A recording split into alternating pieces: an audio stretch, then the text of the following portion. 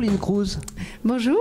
Alors vous êtes danoise, vous habitez à Paris depuis 20 ans, vous sortez votre 3e album qui s'appelle Dancing on Air et la première idée qui vient à l'esprit quand on regarde cet album, quand on l'écoute et quand on regarde le line-up, c'est le côté cosmopolite.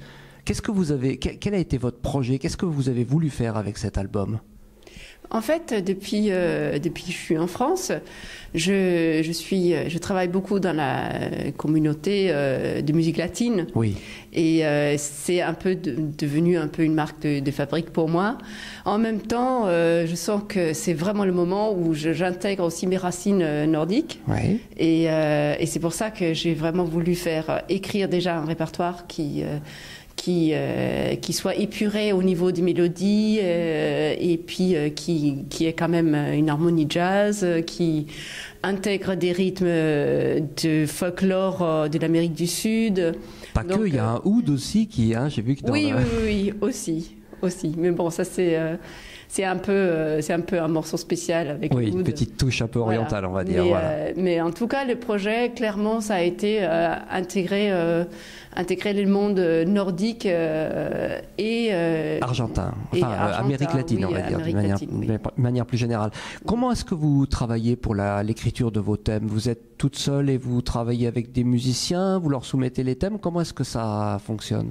En fait, j'avais rencontré le percussionniste péruvien Miguel Bayambrosio qui est sur l'album, à travers qui j'ai connu pas mal de rythmes afro-péruviennes.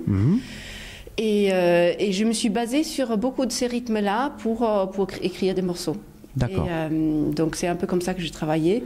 Donc j'ai travaillé seule, oui, j'ai tout écrit, mais l'inspiration première a été ces rythmes-là que j'ai trouvé vraiment super chouettes et un peu méconnus en Europe en fait. Ouais, c'est vrai. Et vous avez aussi un line-up extraordinaire parce qu'il y a plein d'autres musiciens. Est-ce qu'on peut en dire deux mots des musiciens que vous avez, disons, choisis pour cet album? Bah oui, il y a Mini Nogaray à la batterie qui est un collègue depuis que je suis en France en fait, et qui a toujours été une très grande source d'inspiration pour moi. Et puis j'ai pris le contrebassiste suédois Lars Danielsson, qui est un grand nom, qui a exactement ce son nordique en fait. Un son simple qui est un jeu extrêmement mélodique et pour moi c'est le son nordique à la contrebasse. Donc j'ai voulu vraiment que cette section rythmique contrebasse, batterie, percussion se rencontrent. Et puis j'ai trouvé l'excellent pianiste Jean-Yves Young, qui est du coup français.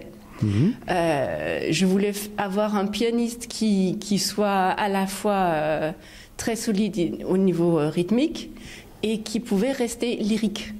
Parce que j'avais besoin de quelqu'un qui compense toute cette énergie latine avec quelque chose de assez posé, assez lyrique, qui est un peu un son nordique aussi. Donc je trouve que ce mélange a été très réussi. Et les cuivres aussi. Oui, bien sûr. Ça, un violoncelle aussi dont j'ai pas parlé. Il y a un violoncelle, un oud. Aussi, il y a vraiment d'autres. Oui. Il y a des arrangements de soufflants, cuivre, flûte, clarinette, avec Stéphane Chauss, Denis Leloup, Michel Feugère.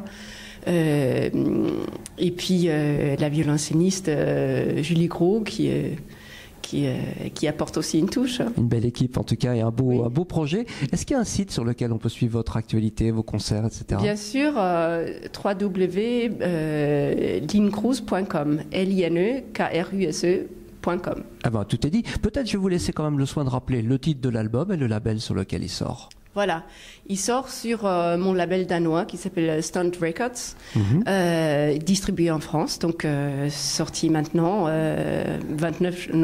maintenant en fait, tout de 26, suite. Je crois, 26 janvier. Oui, je crois. Voilà. Et donc le nom de l'album, c'est Dancing on Air. Voilà, tout est noté. Merci beaucoup, Lynn. Merci à toi.